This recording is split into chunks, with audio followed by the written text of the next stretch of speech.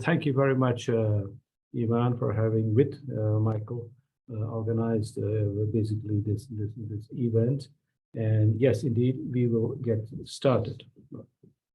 So let me begin by saying, Excellencies, representatives of permanent missions who are attending, participating in this event, representative of international organizations, already some of them are in the panel as panelists, intergovernmental and non-governmental organizations, members of academia, and of course, dear colleagues and friends from all over the world.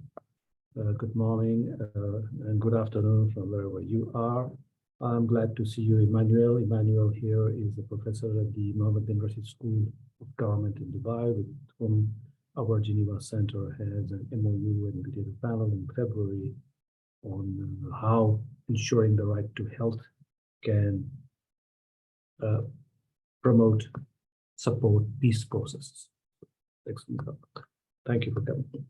So on behalf of the Geneva Centre for Human Rights Advancement and Global Dialogue, I have the pleasure really and the privilege to welcome you to this panel event on a very important and critical issue for fostering mutual understanding, tolerance, and peaceful societies.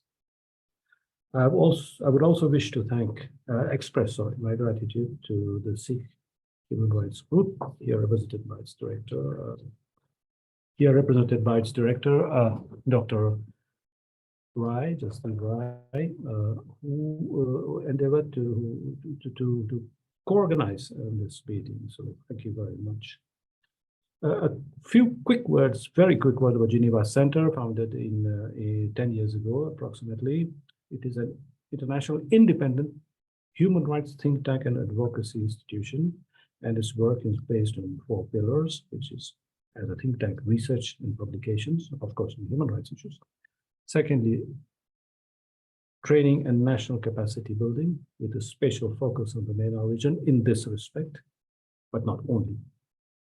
The third is international advocacy, mainly, but not only, following very closely major human rights conferences and developments, in particular, the Human Rights Council sessions, the 3 sessions, annual session, regular sessions, any special sessions, UPR, and other procedures, and reporting on them in real time to members of our subscribers list, which are over 600, which is very good. And then we put it on our website, of course.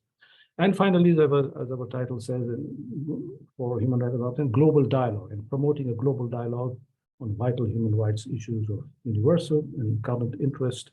How do we do that? Precisely through panel events like these and conferences, organizing major conferences, and naturally putting out and publishing their proceedings with a think piece. And that gets back to the research and publication part of our mandate on lessons learned and ways forward. And I invite you warmly to visit our user-friendly website, where you will see all our activities, including the annual report 2023, which shows all that we did and all that we are going to do also this year later on.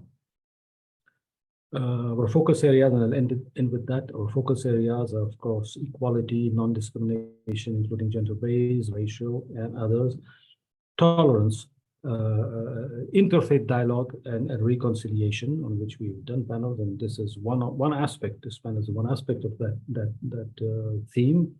And women's empowerment, youth empowerment, and climate change, and the environmental rights recently adopted by the UNGA 2 years ago, and we did a major conference last year. All of this on our website. And the newest one is business and human rights, in which we are also entering. A lot of work has been done, especially by the UN, but we hope to, very modestly contribute.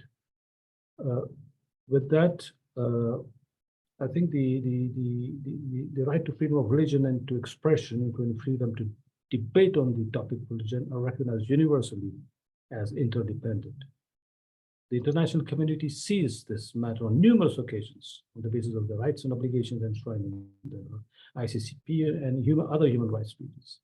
A consensus on the specific issue of religious hatred had been found in 2011, way back, with the HRC Human Rights Council Resolution 1618, which we'll surely hear about more later. But lawful and legitimate limitations on either of those rights remain a source of contention for many. Most recently, we have seen debate regarding defamation of religions and the appropriate response to it. It's a very critical and sensitive issue, as you can imagine. When it comes to effectively addressing religious hatred, which I use here to refer to any form of hatred or discrimination on the basis of religion or belief, requires that we understand its root cause, its patterns, and the specific risks it poses to particular communities in order to take concerted and inclusive action at all levels of governance and across all public spheres. In this interactive discussion to end, we therefore invite our speakers and audience to explore these questions through a human rights lens. We hope this will encourage all stakeholders to consider religious hatred outside of a vacuum and to embrace the complexity of the issue, as well as the role of business, religious leaders, media, education, and academy.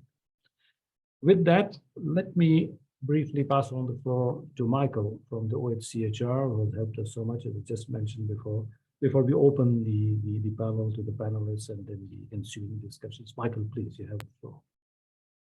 Many thanks, Dr. Purvankar, for this introduction and actually also for hosting us virtually here. And it's great to see several friends and obviously participants of previous or related discussions. And actually the online space facilitates also these discussions across the globe at virtually no cost. So at the outset, I was asked to briefly outline how the Office of the United Nations High Commissioner for Human Rights, where I'm working in the rule of law, equality and non-discrimination branch, how we have been engaging with faith-based actors, but also with other stakeholders, precisely to counter religious hatred and to promote fundamental freedoms, which is the topic of our discussion today. And for the last 7 years, we have been working under the umbrella of the Faith for Rights framework.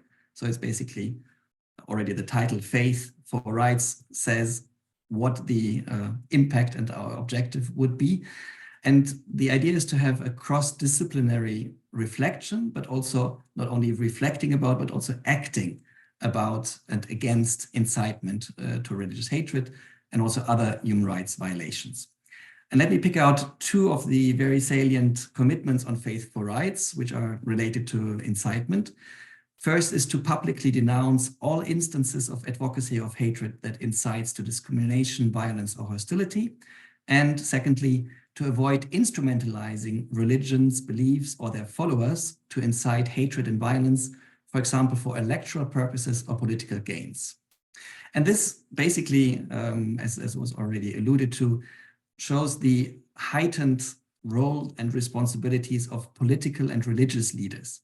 They essentially have a crucial role to play in speaking out clearly, firmly, and immediately against disrespect and intolerance, not only of their own communities, but any group subjected to attack. And they should also make clear that violence cannot be justified by prior provocation, whether real or perceived. All this was already highlighted in 2012 in the Rabat Plan of Action, which helps navigating the fine line between what is free speech and what is prohibited as incitement. And for that, there's a 6-part threshold test, which looks into the context, the speaker, the intent, the content, the extent, and the likelihood of harm in each case. And just in a nutshell, this test of the Rabat Plan of Action has also been applied by national authorities for audiovisual communication, for example, in Tunisia, Cote d'Ivoire, Morocco, and perhaps we may also hear from our colleague on the media regulation about further experiences in the Mediterranean. In a recent report also to the Human Rights Council, the High Commissioner Volker Türk called for continued promotion of exchanges of lessons learned and promising practices, including through the Faith for Rights framework. And he also flagged that education initiatives, positive speech campaigns, research to understand and address root causes, and efforts to promote inclusion and equal rights all play important roles. Let me just briefly touch upon 3 examples of engaging with governments, religious authorities, and several civil society actors about concrete efforts on the ground in this very context. So in Cyprus, as also the High Commission highlighted, several religious leaders who are part of the Faithful Rights community of practices have advocated for people of all faiths to have unimpeded access to their places of worship, and they have condemned incitement to violence, discrimination, hostility in the name of religion. And then we had recent consultations with states, with civil society, and that yielded many other examples that can guide efforts to promote more collaboration between people of different religions or beliefs. For example, the Secretary General of the World Evangelical Alliance met already in 2012, actually almost by the day 12 years ago, with the pastor of a tiny 25-member congregation in Florida, you may remember, trying to dissuade him from burning a copy of the Quran and subsequently appealing, and I quote, to Islamic leaders worldwide to understand that this self-proclaimed antagonist does not represent Christians. Indeed, he violates the call of Jesus to love people everywhere, unquote. And then as a third and final example, at the regional level of the Council of Europe, the Committee of Ministers' recommendation on combating hate speech 2 years ago built on the Rabat threshold test, and also the Council of Europe's explanatory memorandum commented that the Faithful Rights Framework and Toolkit was a useful tool with its peer-to-peer learning methodology. And let me conclude with a quote from the High Commissioner's most recent report on combating intolerance based on religion or belief, that is following up on Human Rights Council Resolution 1618 that Dr. Pulvanka just mentioned. I quote, peer-to-peer learning and awareness raising may promote respect and understanding between individuals and communities across religions and beliefs and upholding the dignity of all, unquote. Thank you, and I hand back to Dr. Pulvanka.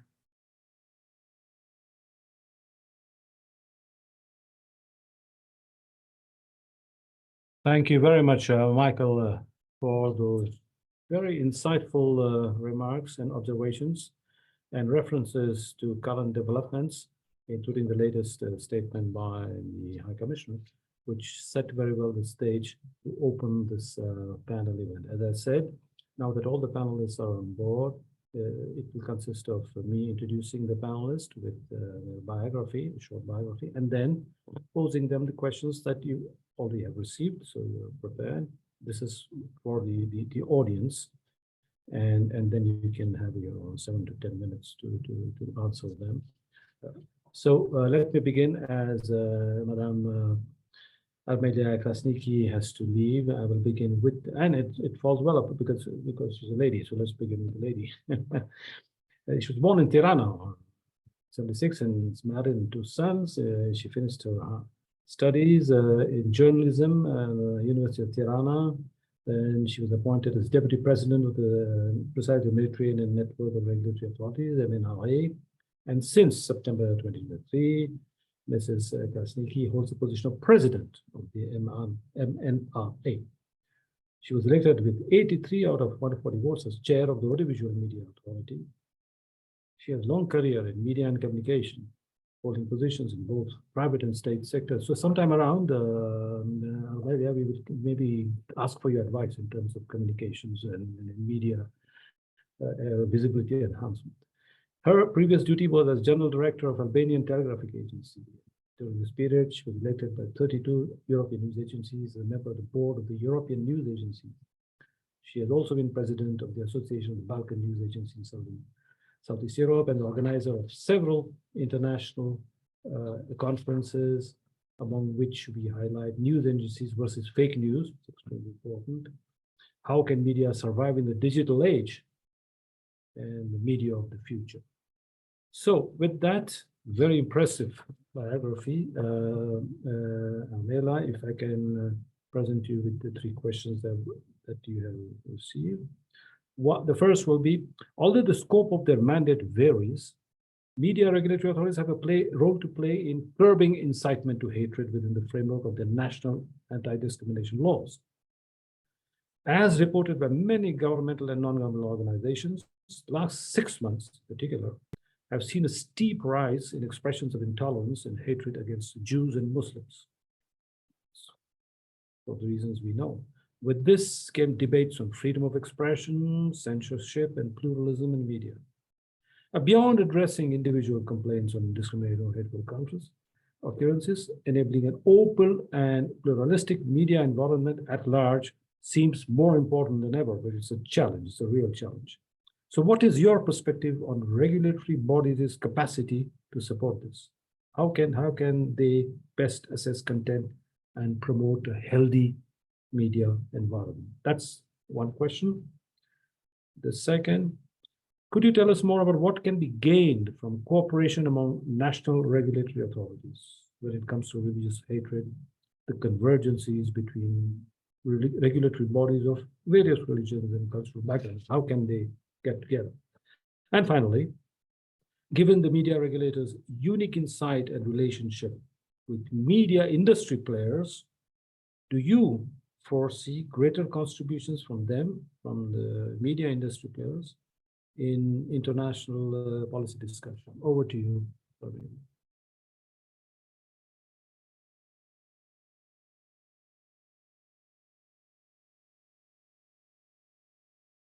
Myself.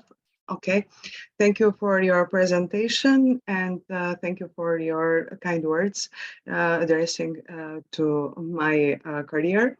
And in fact, I want to start my whole presentation with remembering the January 11th, 2015.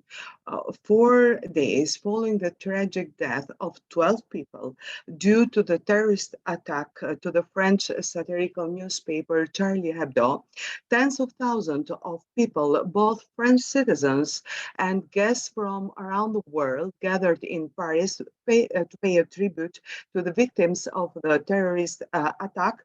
The 4 Albanian religious leaders attended the White March, organized as a symbol of international solidarity against terrorism.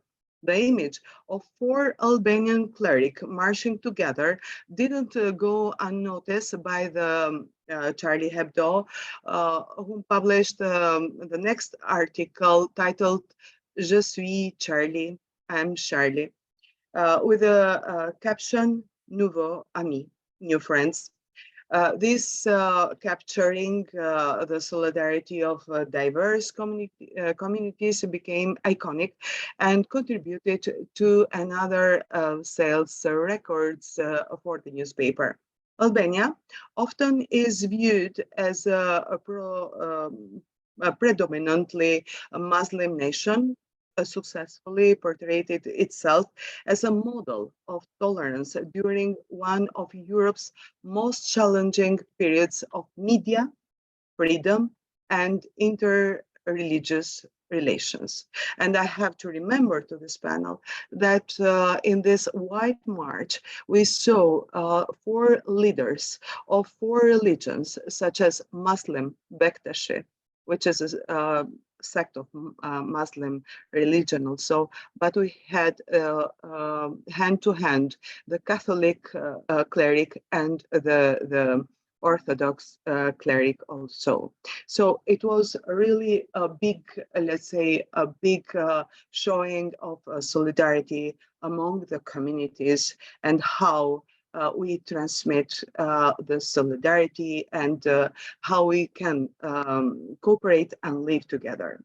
Historically, if I can deep a bit in, but I'll follow that we have the multi-religious composition of the Albanian society, and this has played a significant role in shaping the nation's identity, notably by avoiding the dominance of any single religion in the process of nation building. Albanians stand out in the Balkans as their national consciousness is primarily shaped by a language rather than a religious affiliation, not assuming a central role in identity or a state formation. The Albanian religious tradition has historically been characterized by mutual respect, tolerance, lack of conflicts or fundamentalism, and as a result, has never become a source of nationally security concerns. I'll go to what we do in Albania. In Albania, mainstream media coverage of religion often focuses on significant religious holidays and events. The coverage is fair and balanced for all religions, even according to the religious leaders themselves. According to the law, religious holidays are broadcasted on public television. In addition to news, media provides remarks, analysis, or discussion focusing on religion, faith, interreligious relation, or various daily issues of religious communities. Reporting on interreligious conflicts focusing mainly on developments abroad and indirect consequences for the Albanian society, such as the war, for example, when in Syria, and the recruitment of some Albanian youth from ISIS is impartial, discreet, and unbiased, which is very important, unbiased. The journalists know how on religious belief and rituals, as well as the lack of broadcasters dedicated to religion and its relationship with society, despite the handling on matters of faith and occasional developments of public interest, is considered the sole weakness.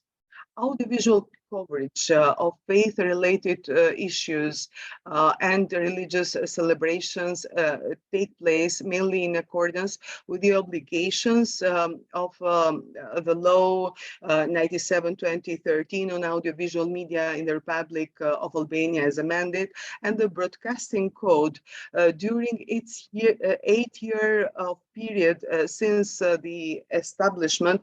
The Council of Complaint, which is an independent structure in our audiovisual authority, had only 2 following complaints related to the religion discrimination. In March 2019, the address of the addressing a show where the killing of some innocent citizens for religion reasons in New Zealand was claimed to be treated as inciting violence against Muslim, where AMA at that moment imposed with a financial sanction. So we intervened at that moment. But in May 2022, the addressing of concern raised in an article related to a praying of Muslims in public spaces, where for AMA, our institution, where let's say considered as freedom of expression at that moment, we decided that the freedom of expression prevailed. So in addition, Albania has some radio broadcaster related to religions pursuant to the law 97/2013 as amended. In 2017, there were 4 broadcasting stations which had held now the radio license. They broadcast in 4 different religious programs, such as Spectrum, which are Muslim, one which is Renaissance, let's say, which is Orthodox, Radio Maria, which is Catholic, and Radio Dodona, which is Bektashe. And their programs, we are very careful to reveal the tolerance and understanding of religious communities. They represent as well the cooperation that the cleric conveyed during celebration held on religious headquarters during their interviews. In no event, all these 4 radios, which are, we call them, according to our law, radios of community, radios of religions, they broadcast, in no event, they never broadcast biased and aggressive content to other religions or incite the conflict among their faith. Being a community radio, according to the articles of our law, these operators, unlike others, are exempt from payments, such as fees for license, authorization, administrative processing, etc. As their program, in fact, doesn't include commercials or for profit reasons, and their editorial offices operate, let's say, in voluntary basis. The licensing process for community radios is overseen by AMA with open and transparent and non-discriminatory procedures. This is what I have to say about the Albanian example, which I believe that we have to say in the end that knowing each other, cooperating with each other, and more education, and only education in media literacy, because when it comes to conflicts, when it comes to let's say this situation that all the world is totally concerned, and which is normal, and the hate speech that we see, let's say, mostly on the big platforms, of course, that all the regulators, in one hand, there are different initiatives from the European Commission with a European Media Freedom Act, with Digital Service Act. All these initiatives, which are in the end laws, they are very important, and to stop propaganda, to stop hate speech, to stop this incitement of violence.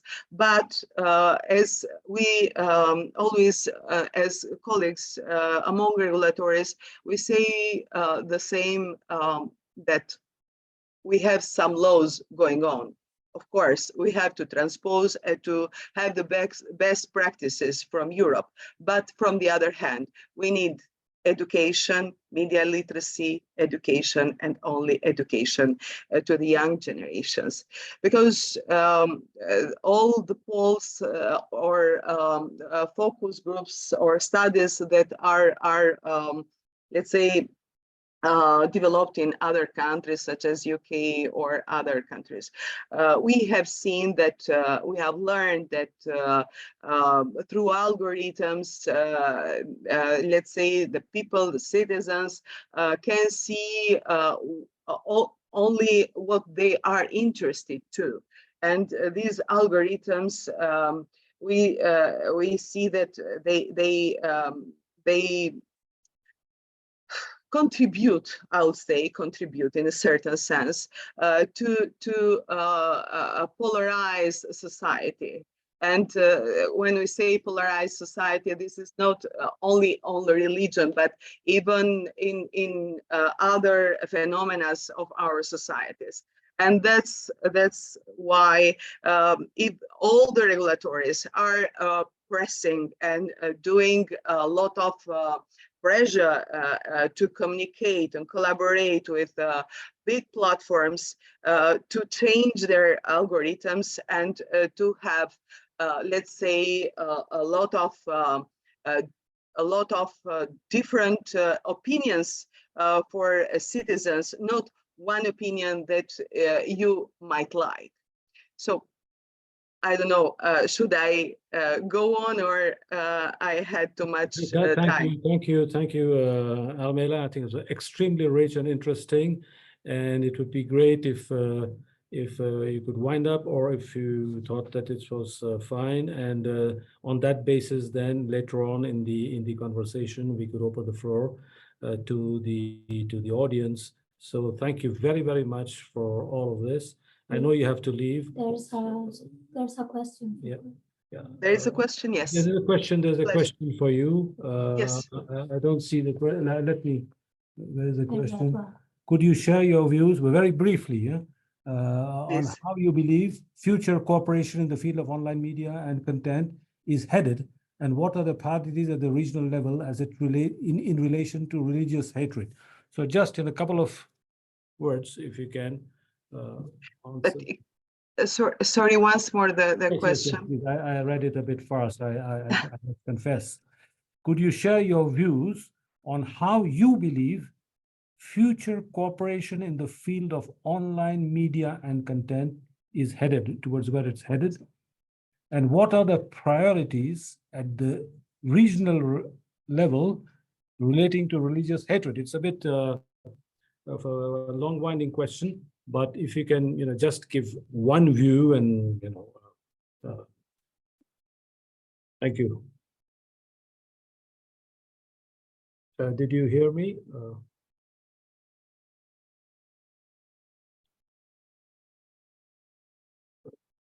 Mela, can you hear us?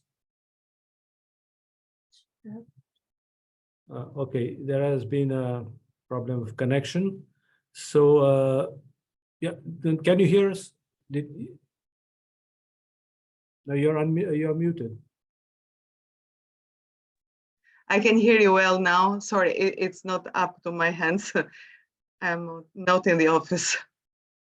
Can you repeat the question, or I can read it somewhere? No.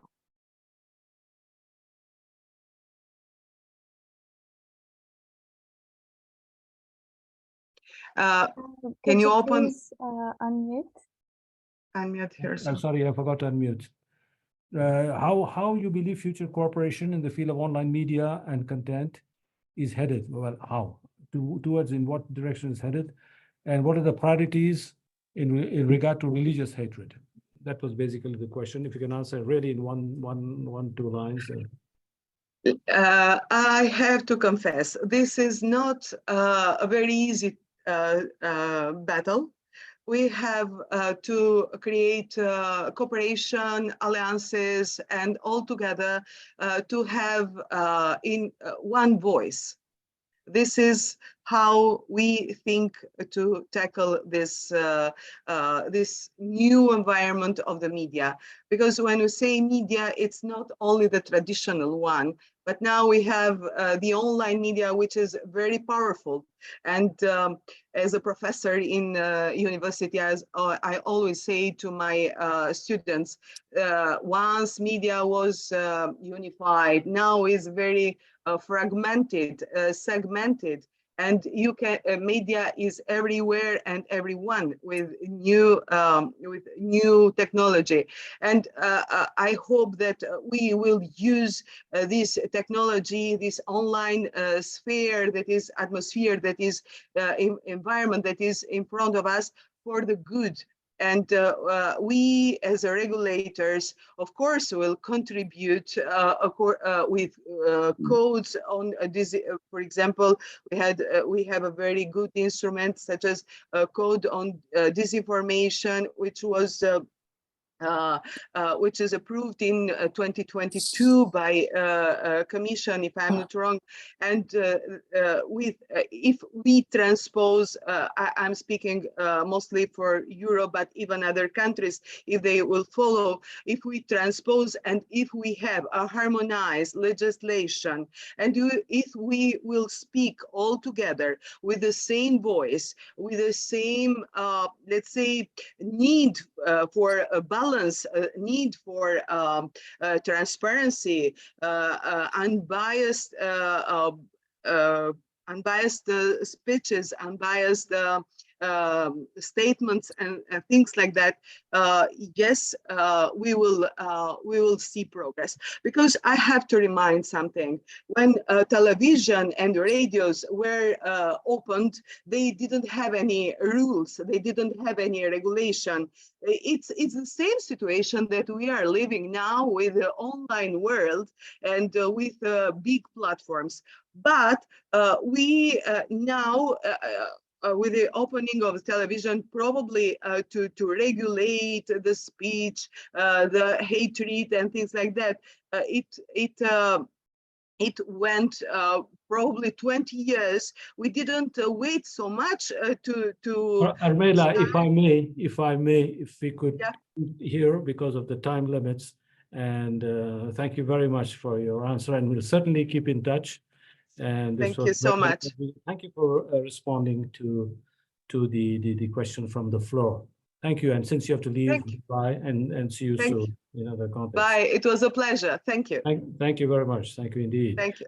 And before I give the floor to the next speaker, I would just wish to ask the attendees, participants, to ask their questions in the Q&A box, because there's some problems with the chat box. With that, I will call upon the next panelist, Dr. Ibrahim Salama.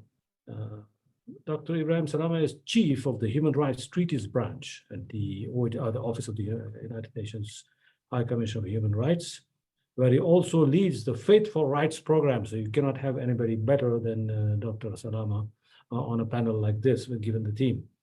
Previously, he headed the UN Secretariat for the preparatory process of the 2009 UN World Conference Against Racism, the Durban Review Conference, and was also an independent expert of the Subcommission on the Promotion and Protection of Human Rights and chairperson of the Intergovernmental Working Group on Right to Development. He coordinated an OCHR on the prohibition of incitement to hatred, which led to the Rabat Plan of Action, very well known, that defined the threshold distinguishing hate speech from free speech, which is an extremely sensitive issue, which is still ongoing and which is also one of the subject of our panel. He's spearheading the OCHR Faith for Rights initiative.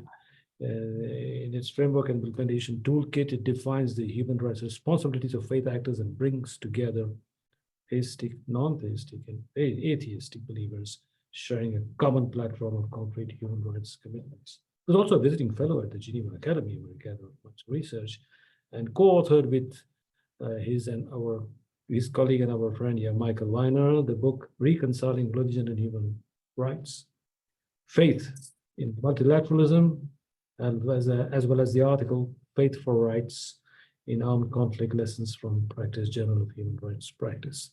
With that impressive background, we expect a lot from you, Dr. Salama, within the time of 8 to 10 minutes. So here are the three questions which you will have received, but I will repeat them for the audience. One, what really underpins the consensus on international framework to combat and prevent incitement to hatred? About a decade ago, and how has it carried out across the field of practice? That is, I think, more important. Then there's a focus on implementation and ensuring this framework is fit for use. Could you share some recommendations in this regard through the human rights system? And this is the last question is extremely critical. I think it's a resurgence of religious hatred, but going hand in hand with the instrumentalization of religion to justify potentially discriminatory, stigmatizing or oppressive policies towards certain groups. This is very, very serious, because when we did a study, we saw that all religions, 90% have 90% things in common with regard to love of the other and tolerance. It's maybe the 10% which is misinterpreted, but if the emphasis is put on the 10%, and this is what happened. So what practices or approaches would you recommend to strengthen the role of faith and communities pushing back against hatred and intolerance against this backdrop of polarization? Ibrahim, the floor is yours. Thank you very much, Dr. Parvanka, for this space and this opportunity, and in particular for its interactive nature. That's actually what is missing in the formal settings where the issues of religious intolerance are discussed. Let me address telegraphically, to open a space for the interactive discussions, telegraphically your three questions, and our lessons learned from my perspective, at least, on their answers. First question, what is the basis of the consensus? The basis of the consensus against religious intolerance is in Articles 18, 19, and 20 of the International Covenant on Civil and Political Rights. These are the freedom of religion, freedom of expression, and the prohibition of incitement to religious hatred. Now, these three provisions are very essential and constitute the legal foundation that the international community reached in order to fight religious intolerance. In addition, the jurisprudence and the findings of the different treaty bodies and special rapporteur has added a lot of enrichment that try to give life to the legal norms in a manner that is understandable to the practitioners. And I think this is the main challenge about the basis of the consensus. The basis of the consensus seems to be too legal as opposed to the socio-cultural reading of them. How does the society read them? The previous speaker, Mrs. Almer from Albania, gave a good demonstration of the very important role of the media monitoring and regulatory authorities. And one of the main missing elements is how to translate the law into applicable thresholds and criteria. That's precisely why in the Office of the High Commissioner, we tried to unpack the demarcation line and the gray zone between freedom of expression and hate speech. And let me share with you my analysis of the sources of the challenge here. Number one, distinguishing hate speech from free speech is contextual, is cultural, is inflammable, and is exploitable, politically speaking. And each one of these adjectives have a very practical meaning. For example, when I say it's contextual, it means it takes time to make a determination. But the events of that kind, especially if they are politically manipulated and instrumentalized, whether by right-wing political forces or by any misinformation campaigns or any, at times some state authorities are using religion in an instrumentalized manner to justify attacks on either communities within the same country or other people. So religion have become, unfortunately, a dimension and a tool of conflict both within nations and among countries. And all this adds to the importance of addressing the nature of the very complex nature of this phenomena, as I said, how to address each of these features: inflammable, contextual, cultural, and exploitable. If you have the proper diagnosis, you will have the proper analysis. And to me, that leads me to your second question, which is how to strengthen implementation. Again, I have a triple complexity in the current international efforts. And it's a triple dichotomy in a way. On one hand, we have too many events on this issue, but very little processes, which are much more étalés dans le temps, more scattered over time.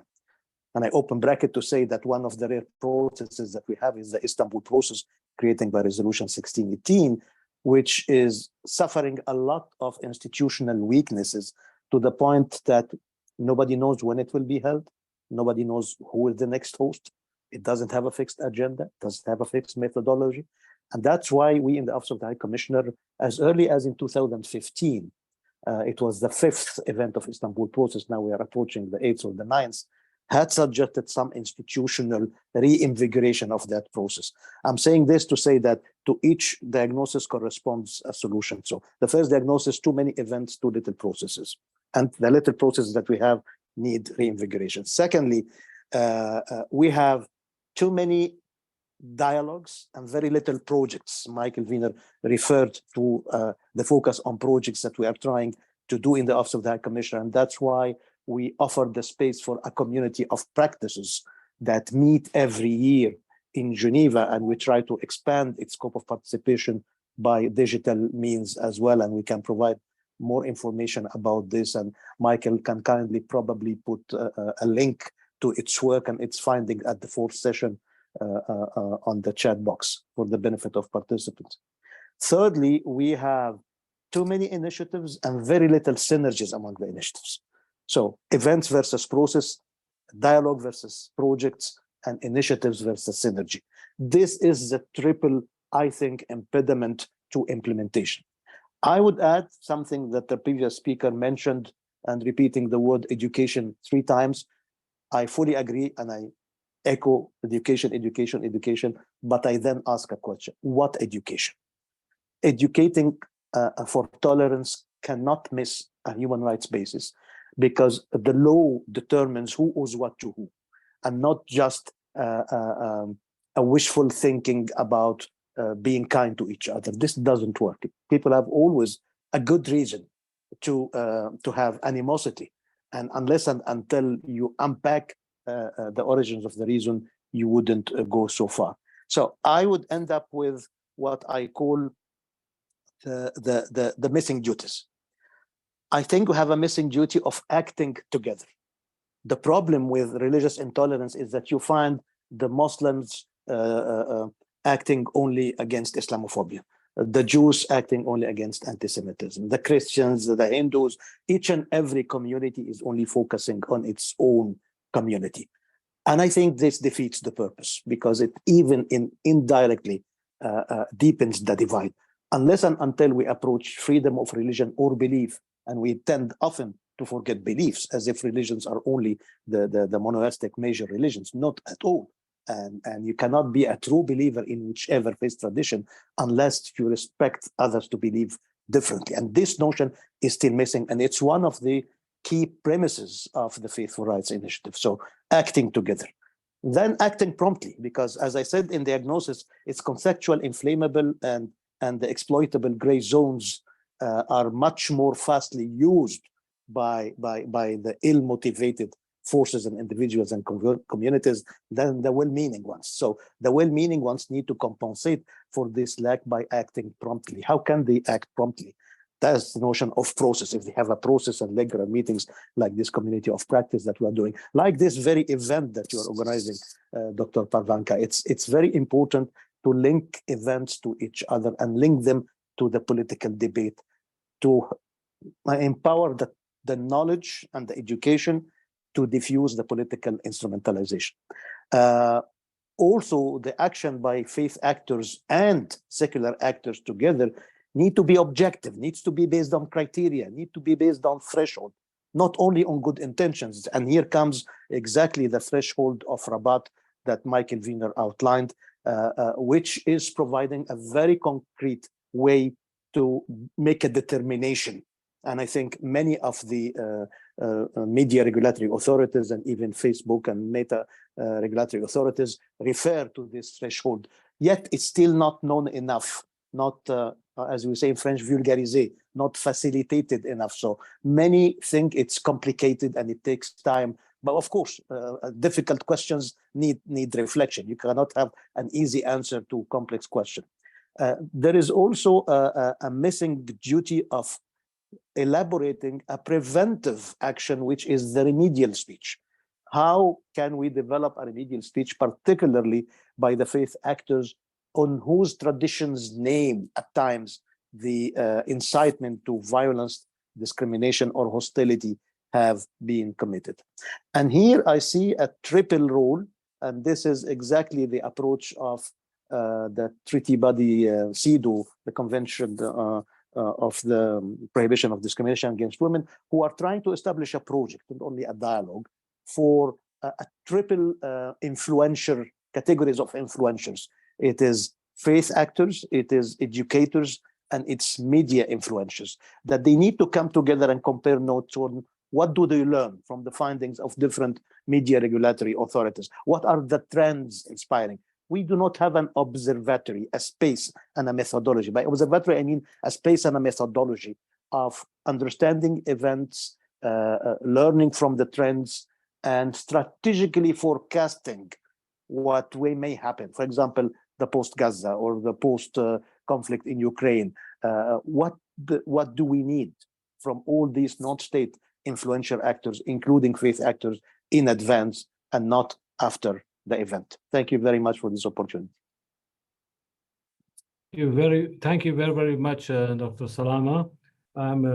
Before I make any very short observation, I would like to address you two questions from the floor, which we have just seen in the Q&A box.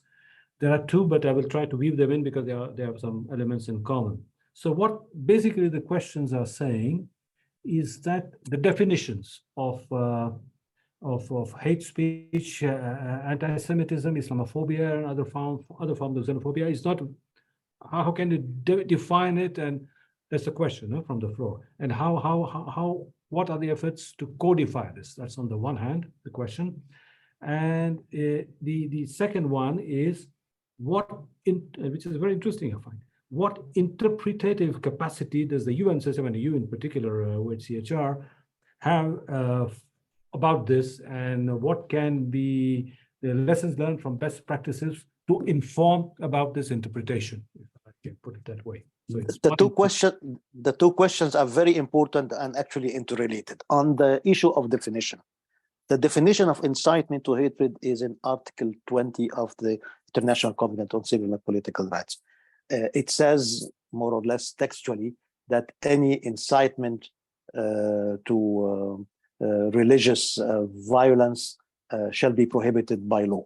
That constitutes any advocacy to hatred that constitutes incitement. So it's not enough to be disrespectful or promoting hateful speech. This hateful speech must have the qualifier of being conducive to action. It must incite somebody to go and do some harm to somebody else. Now, this sounds to be a little bit difficult to define in a generic way because it's contextual by nature. It depends at the threshold of Rabat, which provides what I can call a functional definition in addition to the Article 20, as well as General Comment 34 and 37, which say exactly that on each and every cases, you need to see who is the speaker, what's its relationship to the audience, what is the context in which the speech has been done, and what's the probable impact of causing harm. You need to make a determination, and it's difficult to do it without an independent judiciary who acts fast. And judiciary, by definition, does not act fast. So you need the faith actors and the think tanks and the civil society forces and the media to be able to act on these thresholds of legal definitions, even prior to a proper judicial determination. This doesn't happen enough, I think, because this is not in the mandate of anybody.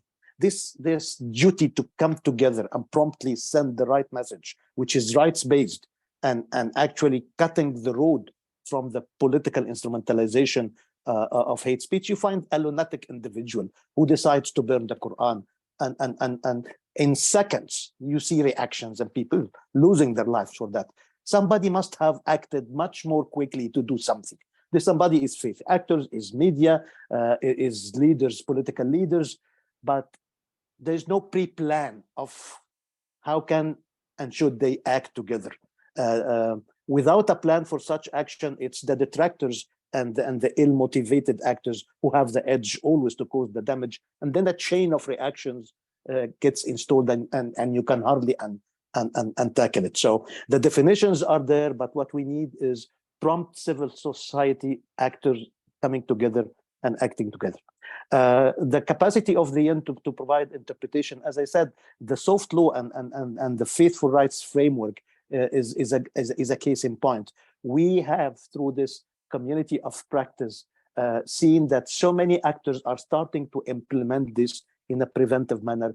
And I'm not sure whether we are in a position already to measure results in a scientific manner and to say, yes, we achieved the desired change. What I'm sure about is that we are in the right direction to do so, and that if we manage, as I said, this triple shift from events to process and from reacting to acting, from dialogue to projects, from disconnected initiatives to synergies among them, this is the way forward. Easier said than done, but at least we have the diagnosis, and if we have enough actors who are capable and willing of joining hands and programs and budgets to achieve this, we will be much better off than the sporadic, even at times competing initiatives among states, within the United Nations, and even within the civil society. Over. Thank you, Dr. Salman, for that very comprehensive answer. And through this answer, but also through your statement earlier, I'm very thankful that you pointed out the three dichotomies very well. Yeah. And on the other hand, in addition, I would say, you emphasize the role of civil society and this interactive dialogue, because without that, you have governments, you have national interests. That's since we were students in political science, we used to do everything is dealt with national interests. So that was very good. And thank you very much. And we from the Geneva Centre hope that our very fruitful collaboration with you and the OHCHR and different departments will continue in order to bring this agenda forward, and in terms of, as you have said, implement with civil society and faith actors, without which, who are indispensable, without which we cannot get. Thank you again. With that, let me come to our third panelist, Dr. Hassi Ali Akugil. To briefly introduce him, it's difficult to be brief because he has an extensive biography, very impressive. So he's a member of the OIC IPHRC since March 2019. He's currently serving as vice chairman of the commission. And in November 1919, he was elected chairperson of the working group on Palestine. Dr. Akigul is also the head of Department of Human Rights in the Ministry of Justice of Turkey, if I pronounce it well, because formerly used to say Turkey. Good. Very good. Good. He graduated from Ankara University. He started his career as a public prosecutor, Ministry of Justice, deputy head of Department of Human Rights, and he is the owner of the Human Rights Journal. So with that impressive biography, Dr. Ali Akugil, we have three questions for you, which you have received. So I will just summarize them in a way, but not too much for the audience also to know what they're about. So at the national and local level, many OIC member states have made great strides to establish a supported faith council and dialogue, reconciliation. How can these advancements be leveraged against some of the remaining contentions about the global agenda to address religious hatred, and how can the international community react? Secondly, we have seen an overall tendency to securitize, so to say, inverted commas, religions and expressions of faith. And the UN experts have warned against that because of serious human rights violations, such as discrimination, harassment, and so on. So what is your assessment of this approach, and where do you see human rights oversight playing a role in security policies and measures? I think this is a very important question. Where do you see the oversight playing a role in security policies and measures that directly or indirectly involve religion and beliefs? And if I may ask you before giving the floor to keep it to 7-8 minutes of the time that is flying, that would be great. Thank you very much. Over to you. Okay. Thank you, Dr. Palvankar. Thank you for having me. On behalf of Independent Permanent Human Rights Commission, IPHRC, it is my privilege to participate in this interactive discussion on the important subject to counter religious hatred, which is not only affecting communities, but also poses a danger for global peace and security. I begin with a quote from Nelson Mandela, who said that to be free is not merely to cast off one's chains, but to live in a way that respects and enhances the freedom of others. I concur with this. Religious hatred and discrimination is a manifestation of intolerance and discrimination against individuals or groups based on their religious beliefs or affiliations. It stems from a variety of factors, including ignorance, fear, prejudice, etc. In modern times, religious hatred has manifested in increasing incidents of systematic violence, mob attacks, public lynching, ban on hijab in educational institutions, and dehumanizing political tirade against Muslims, vandalisms of religious sites, even acts of terrorism. Ladies and gentlemen, freedom of expression is one of the key planks of international human rights law. However, the scope of freedom of expression stipulates that this right is not absolute. Rather, its exercise is subject to special duties and corresponding responsibilities based on avoidance of harm to others.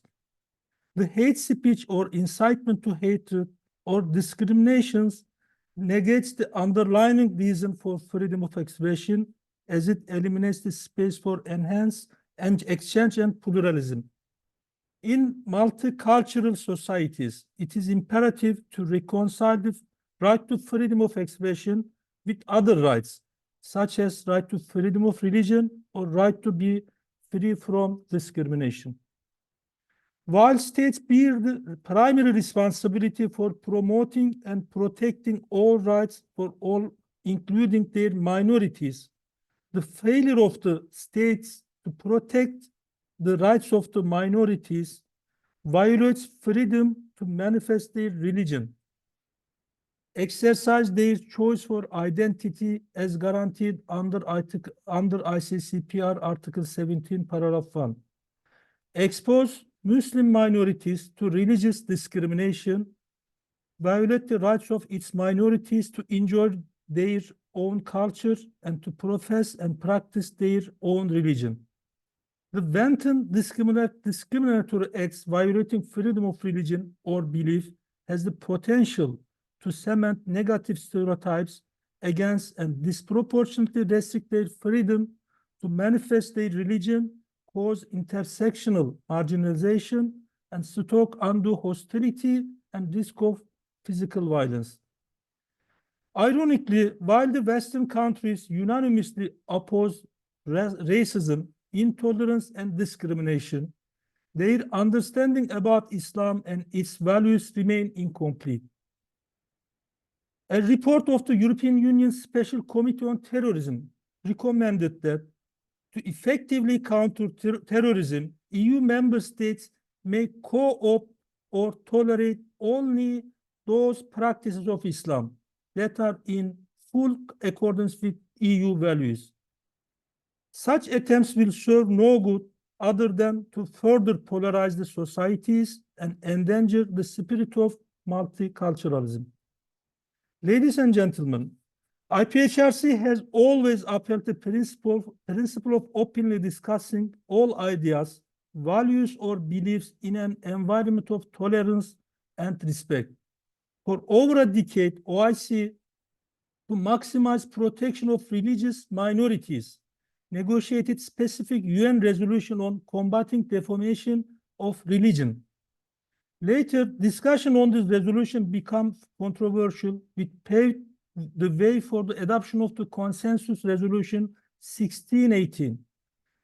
This resolution provides for various substantive, administrative, political, and legislative actions to be taken at the national and international levels to address the concern relating to the freedom of religion or incitement to religious hatred and discrimination. IPHRC's efforts and its continued engagement at all levels has paid its dividends in terms of raising awareness and creating an institutional support, not only through consensus on UN Resolution 1618, but also adoption of UN General Assembly resolution on combating Islamophobia, including that to observe International Day on March 15. As you know, this year, UN General Assembly has adopted measures to combat Islamophobia by a majority vote to appoint UN Special Envoy to combat Islamophobia. However, given the scale of the challenge, concerted collaborative efforts by the OIC members, states, international community, civil society, intelligentsia, and media are needed.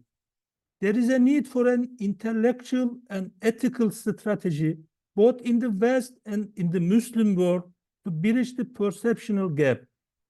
The international community, despite challenges, has to adopt a unified stance in combating religious intolerance and discrimination with a view to isolate extremist acts and discourse from both the Muslims and Western sides. Ladies and gentlemen, OIC is committed to full and effective implementation of Resolution 1618. However, there is no denying the fact that despite passage of years, significant implementation gaps do exist. With regard to implementation of Resolution 1618, one of the major differences of opinion emerged on the issue of criminalization of the hate speech. There is a need to address the difference of opinion on the threshold of criminalization as warranted in Article 20 of the ICCPR and paragraph 7F of the Resolution 16 and 18, which calls for adopting measures to criminalize incitement to imminent violence based on religion or belief. However, Western countries' reluctance to enter into a meaningful dialogue on the issue of criminalization exposes their dual standards. There are several instances of existing laws in a number of European countries criminalizing hate speech relating to antisemitism and Holocaust denial.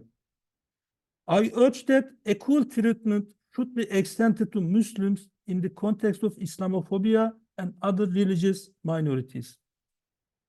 Secondly, progress on the implementation is rather painfully slow. Only limited OIC member states and non-member states have submitted data on the implementation of resolution. There is a need to shun this complicancy to fully commit the agreed ideals of the resolution in a meaningful manner. It is therefore important to ensure constant flow of information and analysis of relevant incidents and trends and raising awareness with regard to the various forms and manifestation of social or institutional discriminatory practices. Thirdly, OIC does support and contribute towards inclusive collaborative actions like Rabat Plan and Action, but at the same time, it emphasized that it should not be at the cost of the consensual resolution 1618. Rabat Plan of Action put emphasis on education, dialogue, and positive speech alone, rather than criminalization and legislative measures to counter hate speech. In fact, when punishment for illegal incitement are necessary, the Rabat Plan advises that it should be in the form of civil or administrative sanctions as opposed to criminal sanctions. Therefore, OIC welcomes this initiative to complement the actions envisaged under the Resolution 1618, but not to replace it. Lately, during the 53rd session of the Human Rights Council in July 2023, a resolution adopted on countering religious hatred constituting incitement to discrimination, hostility, or violence, which is a step forward towards strengthening the collective efforts and resolve in rejecting desecration of holy books and religious intolerance. In addition to legal response involving affirmative punitive action, a multi-layered approach which promotes human rights and tolerance, encourages dialogue and understanding among different groups, and builds the capacity of national authorities, security officials, and journalists, creating an environment conducive to preventing act of incitement to hatred is of paramount importance. Countering religious hatred requires engagement of various stakeholders, including governments, religious leaders, civil society organizations, and of course, individuals. It requires efforts on multiple fronts, including education, interfaith dialogue, legal protections, and fostering a culture of respect and understandings. It's crucial for communities and government to promote tolerance, acceptance, and peaceful coexistence of diverse religious beliefs and practices. Thank you for your attention, Dr. Palvanker, and all Very much, Dr. Ali, all panelists. For this very comprehensive overview coming from an extremely important organization such as the OIC. And we hope to be able to engage in dialogue with you along with the other participants in future panels and other events on this. Thank you again very much. With that, let me get to the next panelist, Dr. Alice Chan, who is Executive Director and co-founder of the Center for Civic Religious Literacy, a Canadian nonprofit that promotes understanding about religious, spiritual, and non-religious peoples from an intersectional perspective. And she has held various positions, and publications include Teaching Religious Literacy to Combat Religious Bullying, Insights from the North American Secondary Schools. She was invited at the US Department of Education's Center for Faith-Based and Neighborhood Partnerships. So with that, Dr. Sorry to interrupt, Dr. Palvanker. I believe Dr. Salama has raised her. Oh, sorry. Sorry. Yeah. Please, Dr. Ibrahim. I didn't see the hand. No worries. With great pleasure. I really just want to praise the diagnosis by Dr. Haki Ali, and I feel particularly proud of the IPHRC for two reasons. First, the OIC is like the UN. It had the intergovernmental half of it, which is politics, without any pejorative sense of politics, but including the pejorative sense of politics, and then the independent expert bodies. And I'm very happy that the regional bodies, it's not only regional, the OIC is vastly cross-regional as well, have their own human rights mechanisms. And I fully share with him two particular points that meet my triple dilemma and the missing duties listing that I provided. The idea of slow change. My answer to him is that the change is slow and implementation of 1318 is slow because it's predominantly intergovernmental. We need more participation and voice from bodies like the IPHRC. We need more participation of the civil society actors in the Muslim world. And the problem is that there is an imbalance between the number of NGOs who come from WEOG, the Western countries. They have much longer tradition in terms of civil society structures and also in terms of financing the civil society, while in the Muslim world, they're much more poor civil society, both in sense of financial capacities and in the sense of space for action as well. So we need to remedy this balance, and I really appeal for a dialogue directly with the experts of the IPHRC. I'm saying this, Dr. Ali, because it happened once upon a time, ages ago, that 4 or 5 experts, I was lucky to be one of them, was Adam Adyan, with Mahjoub El-Haiba, and another Iranian scholar. We were at the origin of the very first drafts of the statutes of the IPHRC. The potential is huge, and the interaction is less than what we can do. The second point I want to say in reaction to him is that we are considering now in the Office of the High Commissioner how to accelerate and strengthen, how to reinvigorate the Istanbul process, and how to widen the faith-based civil society space. And it's an appeal also to you, Dr. Palvanker, that you join this design of a space which on a regular basis tries to have dialogue on specific points. One of these points is the point by Dr. Haki Ali exactly. What are the exact diversions on the criminalization? It's not on the principle. It's on the threshold of the criminalization. What are the experiences? We in the Office of the High Commissioner to reach in 2012 the Rabat Plan of Action had organized previously along 2.5 or 3 years regional events. And we would love to repeat that experience to compare notes between the findings then and the findings now. I am sure if the Istanbul process has a parallel civil society track, and here is a concrete recommendation. You asked us, Dr. Palvanker, for recommendations, a civil society track for the Istanbul process that is supported by think tanks, by independent expert bodies, like the Geneva Centre, like the IPHRC in Jeddah, those organizations in parallel and even independently from governments can have their own faith-based civil society track of the Istanbul process. Governments cannot ignore you if you assert your role and your voice.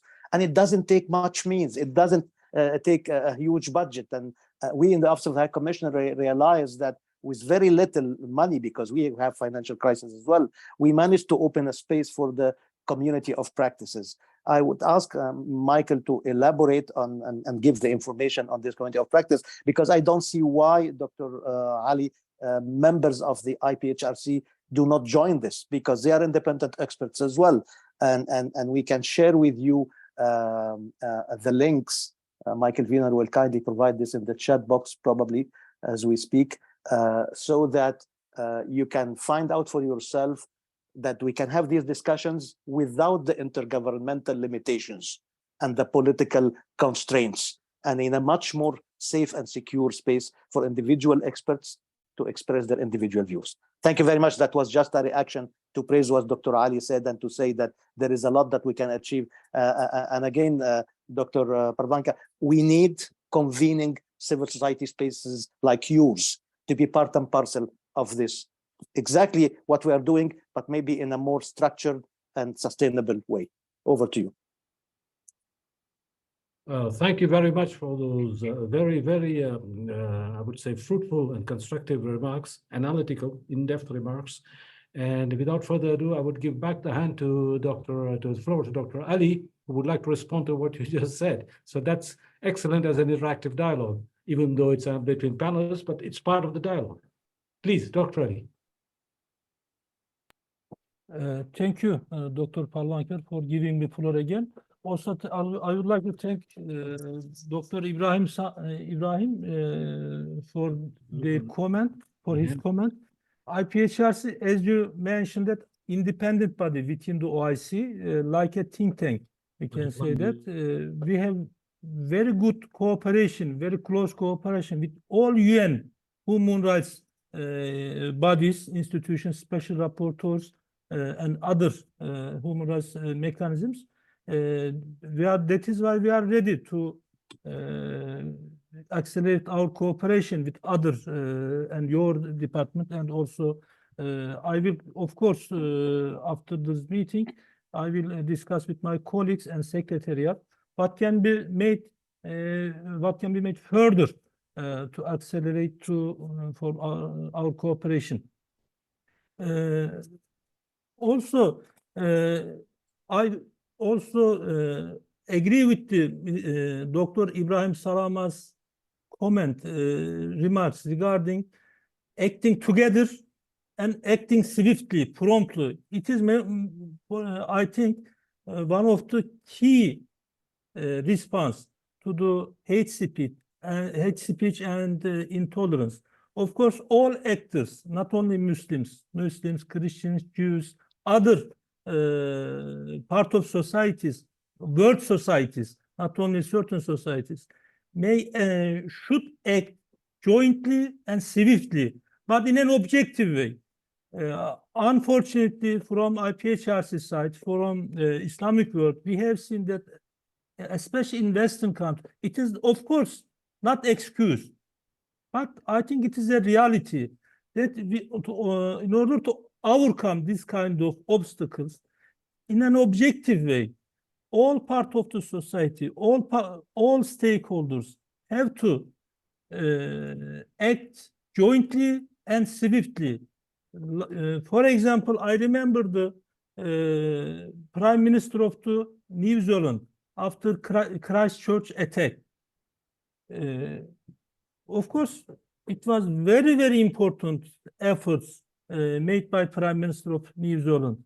That is why we need this kind of positive, this kind of efforts by politicians, civil society leaders, religion leaders, intellectuals, academicians, reporters, otherwise to overcome the polarized world. Thank you, Dr. Parvanker. I am still here, and if there is any question, I will be I am here to answer it. Thank you. Thank you very much, Dr. Ali, and to Dr. Salama also for this exchange. It was very enriching for the panel discussion. Before I give the floor to Dr. Chan, I would just like to add appreciation for what Dr. Salama said, the role of civil society in our organization. We do our humble bit. It was not just this panel, but last year we did a panel in February on interfaith dialogue and reconciliation, creating and sustaining spaces of encounter, which was, and Iman can sell it, we can send you the link to that publication, the publication of this panel event. So we'll continue along these lines, and hopefully with all your contributions and cooperations in the near and midterm future. With that, Dr. Chan, can I address you a couple of a few questions that you will have received? I don't see. Yes. The first question, well, they are a bit interlinked, so I'll be very brief. Extensively with your work with teachers and educators, and could you share all your findings as education pertains to spread of hate speech, not education as such, but to try to halt it naturally, and to the application of religious literacy in the public sector? Then the other question would be, what is your personal experience in terms of recommendations on how to effectively respond to expression of hatred or violence with respect to overarching conditions of affected groups? And finally, in the role of education in countering violent extremism, and do you think policymakers can further this role of educators? Thank you. Over to you. Thank you, Dr. Palwankar, and it's a pleasure to be here chatting with everyone here. Can you hear me clearly? Yeah, great, wonderful. So I think before we begin to answer the questions, we have to unpack what is religious literacy. So I'm going to present that to you as we begin the conversation, because Mrs. Armela Kresnicki talked about education, education, education. And then Dr. Salama said, yes, but what kind of education? And I will add to that, and who are we educating? So what kind of education I'd like to present to the table is religious literacy. Mrs. Armela talked about media literacy, which we know about is extremely important, as well as these days digital literacy. Within the same category is religious literacy. So for those who are not familiar with this term, religious literacy is not reading or writing about religion, but it is engaging with a complex topic, very much knowing how to analyze, identify pieces of it, just very similar approach like media literacy. However, for those who are new to this concept, this is also very context specific. This concept, depending on which scholar you're speaking with around the world, those in Europe define it differently than those in the US. And then for us as a team in Canada at the Center for Civic Religious Literacy, we also define it differently. So let me share this link with you. So in the short period of time that we'll be talking, I'll be sharing a number of links in the chat so that you can refer to some of the things that I'm saying and visit it and learn more about it in your own time as well. But really, religious literacy at the highest level is for us an engagement with religious, spiritual, and non-religious identities, and in a very intersectional way. So as you look at our website, you'll see 5 different principles of what does this mean? How do we engage with it? And we engage with this at a very individual level, as well as a group level, as well as a very macro societal level. I won't go into this in detail today, but this approach is what makes it context specific and why it's so relevant for our type of conversation, to understand how to analyze what's happening in society in different parts of the world, and then know that it's political, social, economic, and cultural history past, present, and future, that inform how we engage with religious literacy. And when we engage with all of these parts, we see the people within these parts, as well as the communities, the institutions, the cultures that inform all of this. And this is why when we talk about religious literacy, to your first question, Dr. Palwankar, what does this look like in public sector? In public sector, really, this requires us to engage the whole society. So this goes to the question of who are we educating? Not just education and what type of education, but who. And that's why at our center, we are absolutely educating teachers in different ways, but also engaging with social service providers, lawyers, jurists, healthcare workers. We're working with employers as well in small towns, because we realize that these are parts of the society and every single person is part of this conversation. Very often when I come into these conversations about religious hatred and we talk about education, of course, it makes sense to focus on students and youth and the next generation. But the next generation is informed by who is leading the current generation. And those who are leading are adults like us who, yes, we work I don't know everybody in this conversation, but we might work in governmental bodies here, but some of us might also work and be connected to various different disciplines, professions that we are connected to in society. And these are the places that we have to engage, because if we think about hatred and intolerance, it is not just confined to one part of society, it's pervasive. So in order to reach these parts, we have to go beyond engaging religious leaders, who are extremely important, and beyond educators in traditional classrooms, also important. But think about, where are these leaders engaging? Where are they talking? Yes, the media is very important, but where else? And so that's the first point I'd like to make. If we're going to talk about intolerance and how to address hate, we have to go beyond and share religious literacy in media spaces as well as others. So for those who are interested, there is an article here, or a special issue of the Religion and Education Journal, talking about religious literacy in the professions. So it's an opportunity to see how many professions are already engaging with religious literacy around the world in different ways. One being the Religious Freedom and Business Foundation, that some individuals on this call might be familiar with.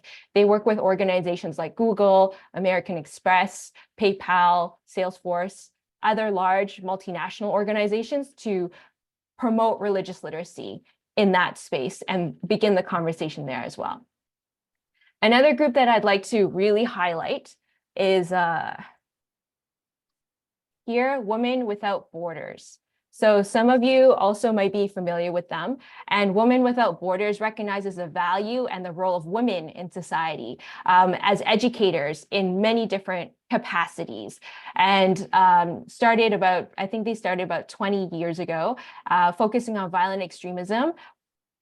I think early days was very specific to religious violent extremism, but of course there's many different types. But what they are recognizing is, first and foremost, the value of women, approximately 50% of the population, and how to engage, build capacity so that women in all of the different roles that they play as educators and stakeholders in society, how can they influence and lead conversations to counter and prevent violent extremism. So that one in particular is not necessarily related to religious literacy, but I wanted to highlight how important it is to work across all of society and think a bit broader than we traditionally do. So when I talk about religious literacy at the same time, I do want to highlight that religious literacy in itself is not the answer.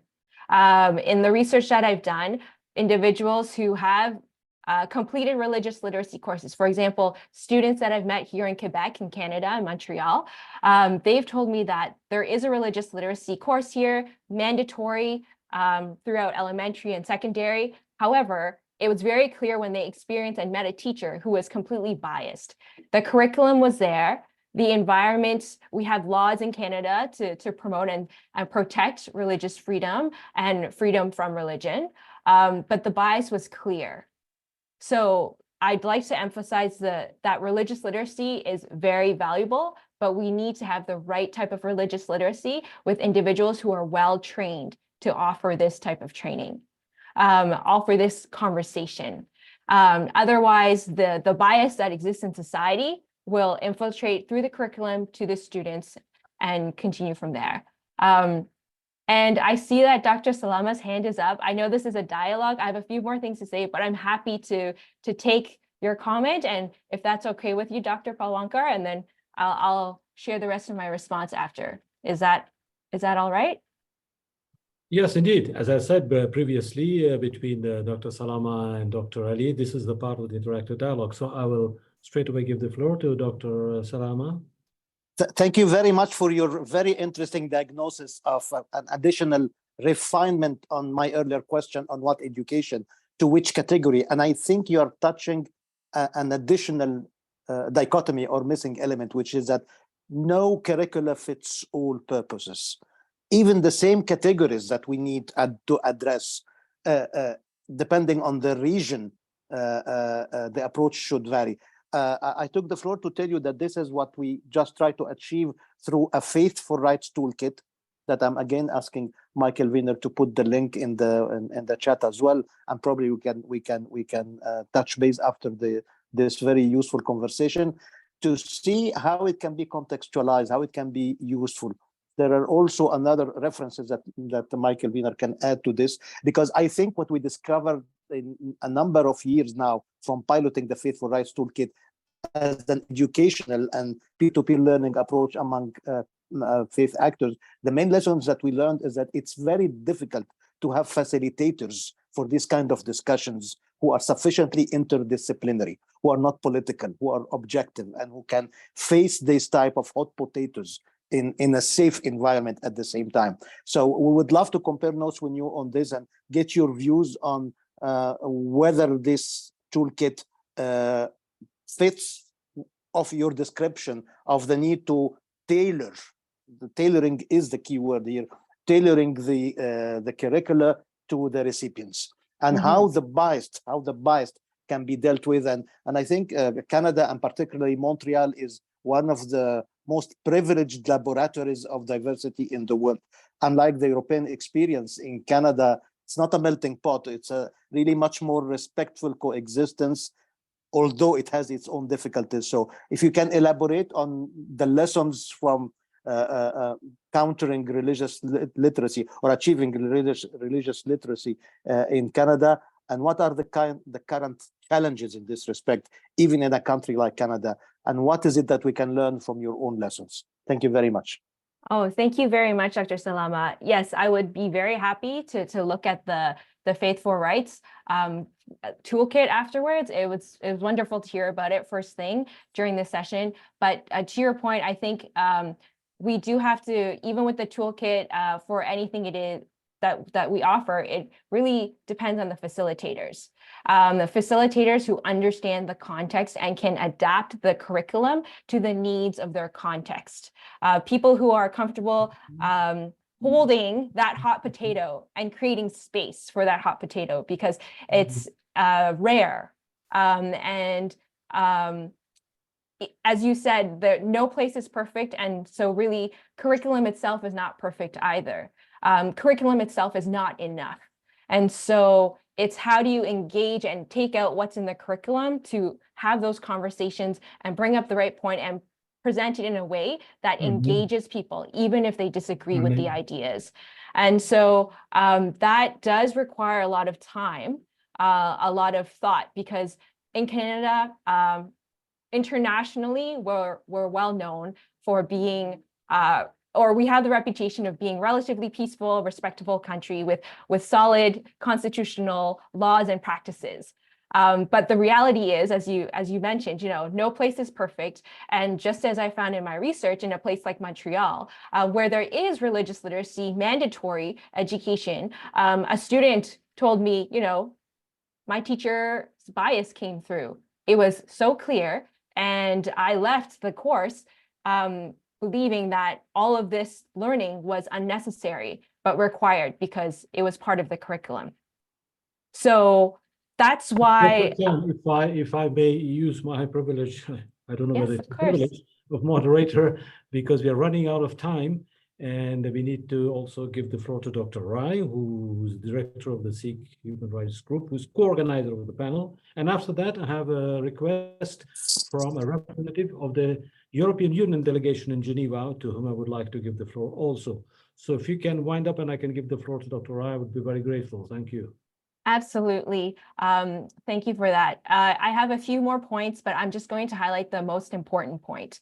What religious literacy can do and guide individuals to do is to listen. I think these days, that's where we all naturally lack that skill.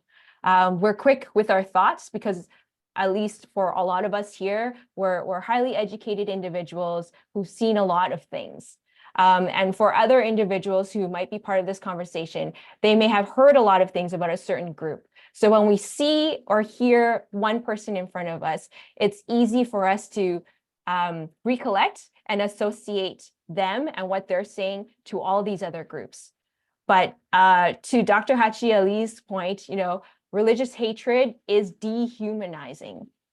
To bring into the humanity this conversation, we have to stop and listen to see the person in front of us, and listen to them and not necessarily link them to all the other things that we know or might associate to another group.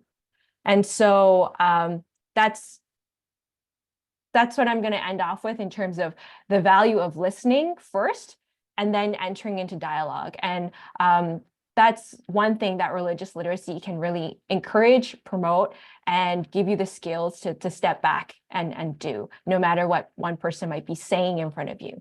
So I'll leave it there. Happy to answer questions afterwards, but thank you. And I'll pass it back to you, Dr. Palwankar. Thank you very much, Dr. Alice Chan, for that very comprehensive overview of a subject which is, at least to me, not very well known in terms of education. So I learned a lot. Thank you again. If I may interrupt one more time, I'm very sorry, Dr. Palwankar, but I know we are running out of time. Thank you, everyone, for staying. We have some new questions in the Q&A, which I know Dr. Rai will be very apt at answering, because this is very much what the Sikh Human Rights Group is about. So maybe to gain time, I can ask some of them. A few being about the fact that the scripture, some religious texts, in the view of some people, can incite hatred, or at least prescribe unequal treatment towards a certain non-believer. And some identify this as a structural root of religious hatred, or it can be just seen as cultural and societal particularities that should be respected and preserved. So how does the OHCHR, the OIC, but also civil society address this?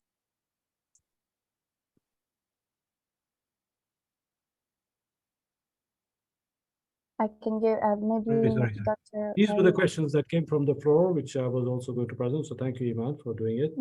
And given that Dr. Salama and Mr. Weiner are present, indeed, it would be very interesting to have also your views on, as was just mentioned, the UN's approach to religious hatred and how it can be disseminated more authentically at the local level. Over to you, Dr. Rai. Thank you very much. I think this whole issue of religious hatred, we need to look at it in three frameworks. One is at the state level, the second is at the regional level, and third is at the international level. Okay. At the state level, we have had a number of treaties and resolutions within the UN, starting from the UDHR and the ICCPR, and ICCPR is quite clear. That was in 1966, that any advocacy of national, racial, or religious hatred that constitutes incitement to discrimination, hostility, or violence shall be prohibited by law. Okay. Now, we've had the 1981 elimination of all forms of intolerance and discrimination, and then we've had some resolutions recently, including the one in 23 on religious hatred. The question is, why is this not working? There are a number of states who have ratified the right to religious freedom, but not necessarily introduced in the law illegalizing or criminalizing religious hatred, because they try and balance it with the right to freedom of expression or freedom of speech. Now, this is very much so in states in the Occidental civilization where there has been, there's a historic evolution. It's a very pendulatory civilization where it's either on one extreme or the other extreme. So there was a time when if you spoke against Christian doctrine, you could be, put to death. And now it's the other extreme that there is a free for all, you can say anything. Now in these countries, they tend to judge everybody else with the same historical evolution. The evolution of other civilization is not the same. There was no, for instance, in many civilizations, if you didn't believe in God or you believed in God, you were not put to death or imprisoned or punished. So this whole idea of the freedom of speech is very much a civilizational thing, which has sometimes been taken to an extreme in some of the countries in the Occident, in the Europe, etc., and has been used as an excuse to allow expressions of religious hatred. I think with the new resolutions that are coming, and we hope that these states, European states, will try and start reducing or will try to get their heads around religious hatred and the balance between religious hatred and freedom of speech. It doesn't seem to be a problem in many other civilizations in many other parts of the world. And then we look at the regional issue. Again, the regional issue is very much that it's again very much an Occidental issue. Yeah, if we, for instance, as Sikhs, we find our gurdwaras, which are religious institutions in Pakistan, have never been affected, despite horrendous violence in 1947 between Sikhs and Muslims in the separation of Pakistan and India. They're still there, they're still intact. And there's not been any subsequent hatred against us. Yeah? And you want to ask, why is there no hatred against us? Why is there's no hatred against us in Europe or Canada or America, but why is there this sort of religious hatred such a big thing in some countries, in some regions, and not other regions?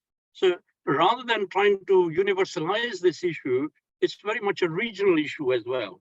For instance, we have a problem as a community in France. What is interesting is the French said very obviously to us, we're not against your turban, we don't against you, but the law forces us to ban the turban in schools. And you wonder, well, what is it? Because they are very fundamentalist secularists. So they can't seem to go beyond that fundamentalism. And a lot of the Sikh children in France have to sit outside the class, or they can't wear the turban. Yeah. This sort of fundamentalism, it does lead to hatred. When you allow this sort of speeches in that, and then in the European Union, I don't know whether you know, in their guidelines, it's quite clear that the right to freedom of religion or belief as enshrined in relevant international standards does not include the right to have a religion or a belief that is free from criticism or ridicule. So I suspect the drawing of the cartoons of Prophet Muhammad were thought to be within that right to ridicule another religion. Yeah? I mean, where is the fine line between ridicule and hatred? Where is the fine line between ridicule and abuse? So we are, in a way, the whole thing of religious hatred, we need to be a bit focused on this, that it's not necessarily a universal issue. It's not necessarily an international issue. It's an issue which are based on certain civilizations, certain regions. It's very much focused in that. Then going on the international stage, now this is where we are bringing in a very different thought. I mean, on the regional, on the state, we have been proposing a declaration on diversity. We think the law in itself, and Dr. Salama very correctly said, whether find how you can interpret the law and how the law can be used. But if the attitudes are still there, then the law doesn't always work. And we are suggesting a UN Declaration on Diversity, which encourages states to promote the concepts of diversity, okay, promote the ideas of diversity and policies on diversity. What that will do is it will complement the legal and the human rights basis of achieving this or an end to this religious hatred. Because in the UK, for instance, corporations and government institutions are encouraged to ensure that they have people from all ethnicities and religious backgrounds in the job, in their workforce. What that means is that people meet other people in the workplace more than in the private space. So we tend to get to know each other a lot better without having to have all the interfaith dialogues and things like that. Okay? And that if we encourage that around the world, that different states in different ways can promote policies of diversity, there'll be less of the hatred and the populism that is based on one idea or other. On the international level, what we think is that we see that there is an issue at the ideological foundation of the United Nations. Okay? It was formed in 1948, etc., 47, and we understand that the countries who got together and made it, they made it in their own image. Okay? What if the UN was to reboot itself and to be made again? Would the 58 Islamic countries accept its foundations? I see that Dr. Ali talked about the international community doing this. But you are 58 countries. Are you not the international community? Who is the international community? Right? Well, are you outside the international community? And if you were part of the formation of the United Nations Charter and the UDHR, what is it you would say? In the UDHR, it clearly treats every other civilization as religious. It considers secularism as the default basis of all international treaties.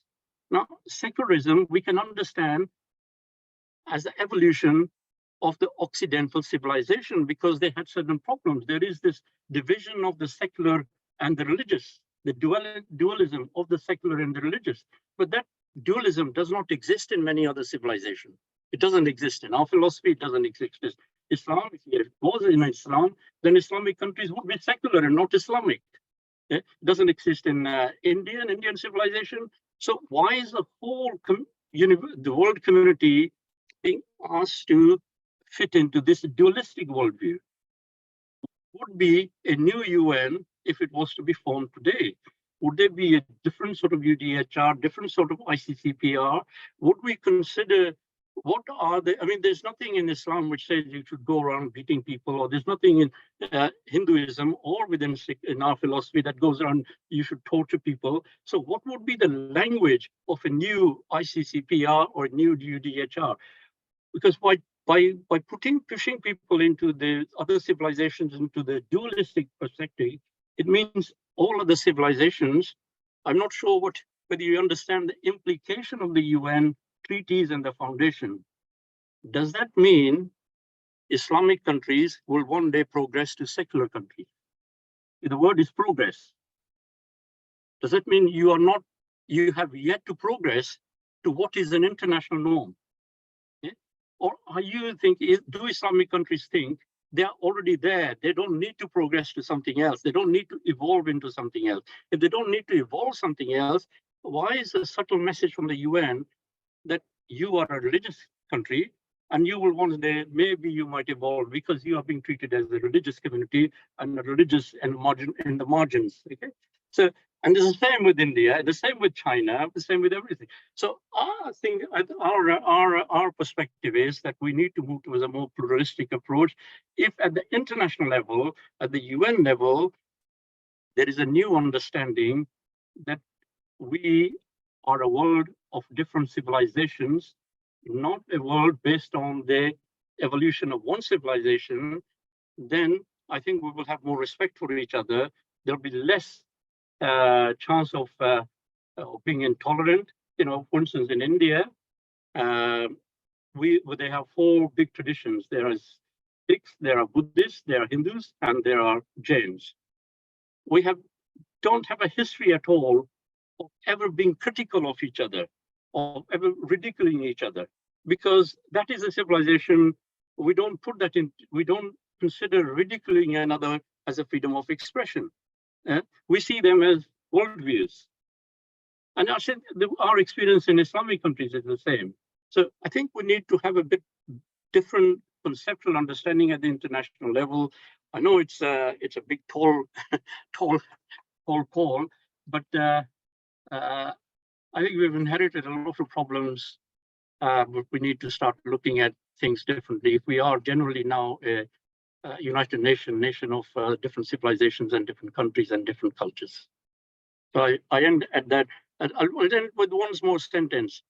It is interesting, in the Indian civilization, secularism was considered as a religion, not as a default system. Okay, so it's just one of the belief systems, not religion, but a belief system. There's somebody who doesn't want to believe in God is a secular, that's another belief system. Somebody who wants to believe in a different concept is a different belief system. So we're all being pushed into one worldview. Thank you.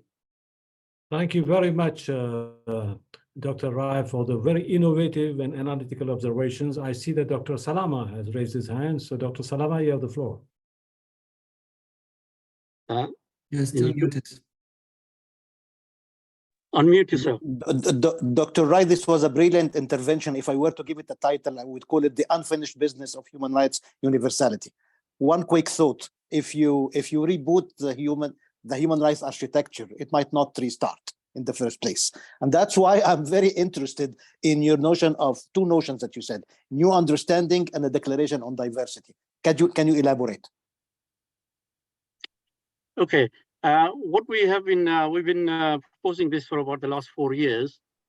A declaration on diversity would be a commitment by the world countries that they accept diversity in all its forms. Okay? The diversity of religions, of beliefs, of ethnicities, of cultures, and lifestyles and everything. Okay, that doesn't mean they necessarily need to put it into their state policies, because different states have different ideas on some aspects of the diversity, even on gender, for instance. Okay, but at least on the things they agree, they will commit to promoting policies of diversity within their state systems.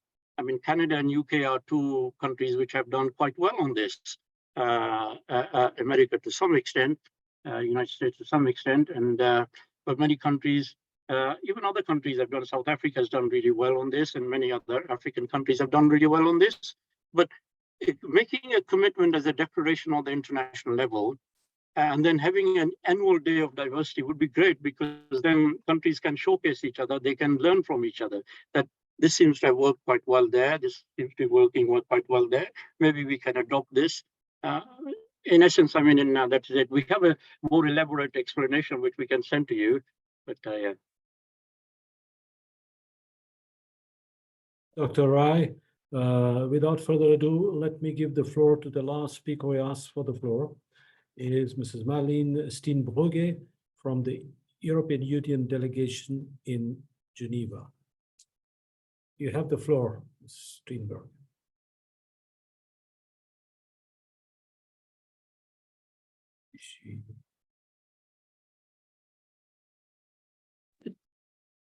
Good afternoon. I can see you can hear me. Great. My name is Marleen Steenbrugge. For those who don't know me, I am Human Rights Counselor at the delegation of the European Union here in Geneva. And in that regard, I follow very closely discussions on freedom of religion and belief and religious intolerance at the Human Rights Council. Allow me to first thank you for organizing this event. I agree with those who have said that we actually need more opportunities like this one to be able to exchange views and have frank discussions also on how to take this forward, because clearly it is a very topical issue. again. And maybe before, I wanted to take the floor to explain a bit how we approach these issues within the European Union, because the region has been mentioned a few times as well. And I want to start by making clear that the EU condemns anti-Muslim hatred and discrimination, just like, of course, we condemn all forms of discrimination, hostility, and violence based on religion and belief.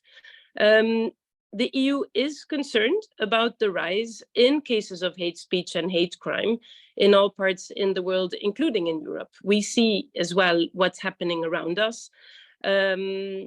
In various parts of the world, people still today are being persecuted, are being executed, are being attacked or discriminated against because they want to exercise their freedom of religion or belief.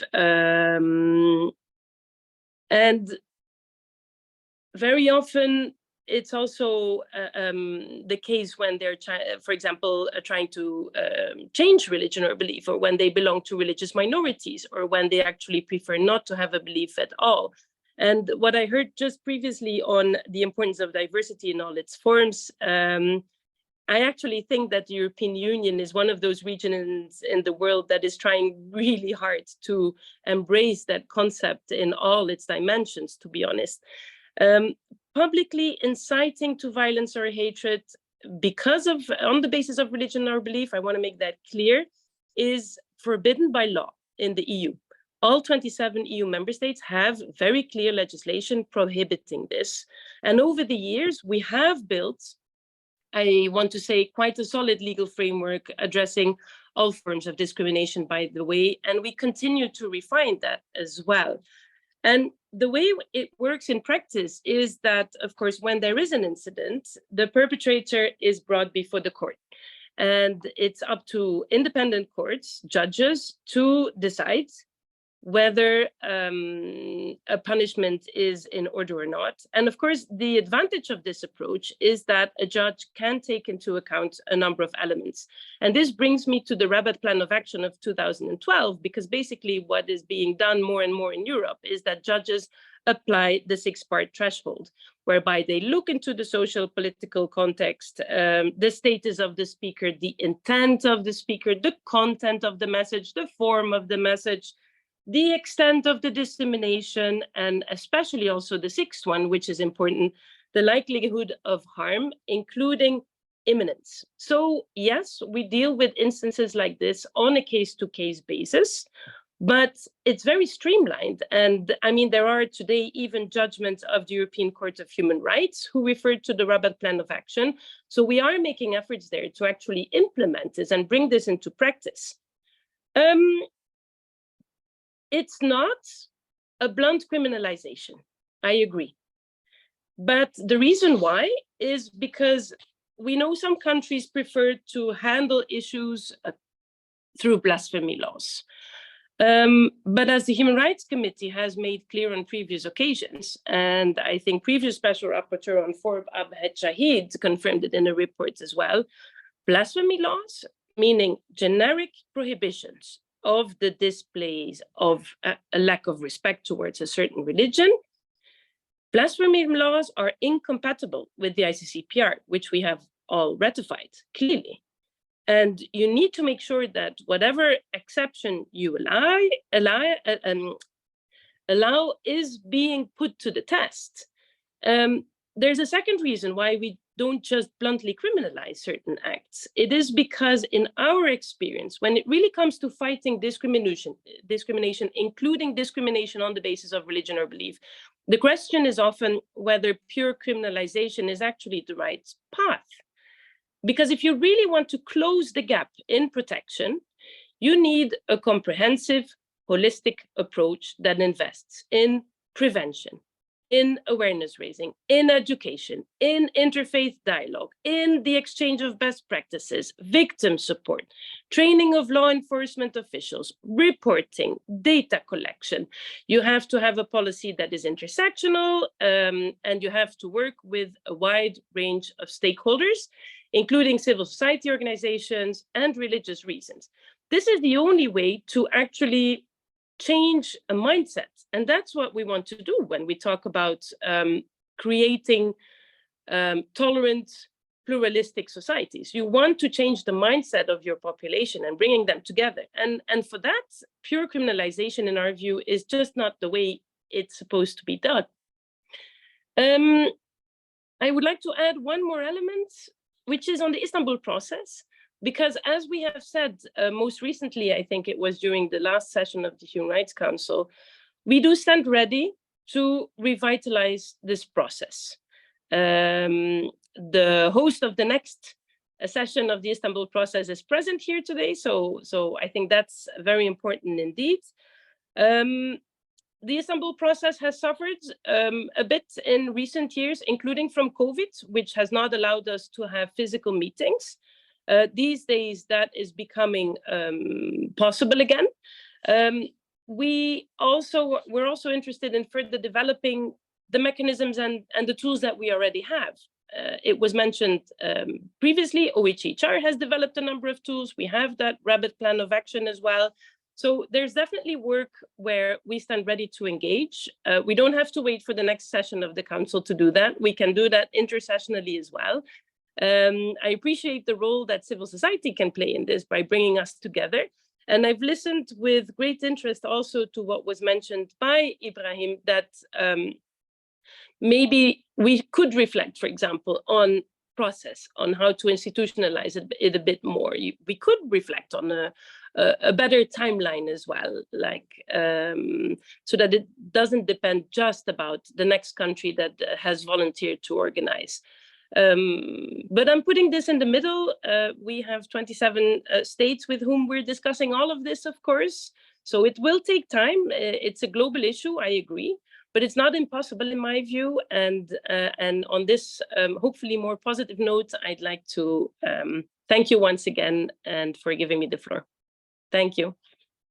Thank you very much, Mrs. Marleen Steenbrugge, for that very comprehensive and analytical observations from the EU point of view, and we are very encouraging. And on behalf of the Geneva Centre, I'd be very pleased to have a meeting with you in the near future to develop this interaction. As Dr. Salama also said, the role, and Dr. Rai, the role of civil societies. So we are based here in Geneva, and we could go ahead with that. Before I give the floor to Iman for some technical aspects, let me first of all thank Dr. Rai from the Sikh Human Rights Group for having co-organized this panel event. Thank you so much. Thank you to the esteemed panelists for their excellent interventions and statements and the interactive discussion that took place.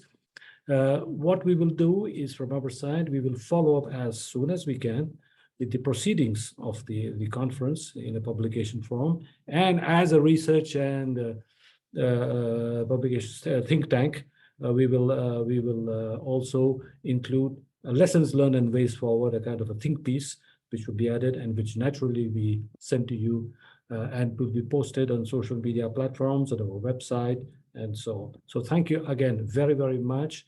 And please begin wish you a very, very pleasant spring that's on its way. And we will certainly meet in the near future. With that, I will give the floor to Iman for some technical aspects that she may need to bring up.